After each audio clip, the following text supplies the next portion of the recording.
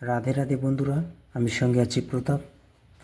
তো আগামীকাল থেকে আমি এই শ্রীমদ্ ভগবদ্ গীতা অর্থাৎ ভগবানের মুখনিসৃত বাণী, এই ভগবদ্ গীতা 18টি অধ্যায় আমি আপনাদেরকে পড়ে শোনাবো এবং এর বিস্তারিত তথ্য জানাবো।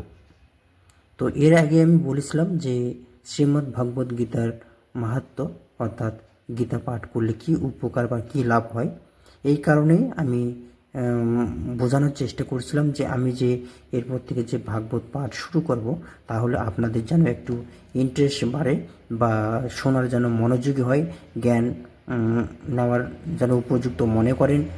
এই উপলক্ষে আমি এর আগে গীতা অধ্যয়ন করার আগে আমি গীতার মাহাত্ম্যটা বুঝিয়ে দিয়েছিলাম। তো আগামীকাল থেকে আমি শুরু করব, প্রথম অধ্যায় থেকে শুরু করে একদম শেষ পর্যন্ত 18টি অধ্যায় আমি সুন্দরভাবে বোঝানোর চেষ্টা করব। তো সবাই যুক্ত থাকবেন আমার এই চ্যানেলের সঙ্গে। মানব ধর্ম চ্যানেলে আপনাদের অসংখ্য অসংখ্য সবাইকে জানাই ধন্যবাদ। সবাই ভালো থাকবেন।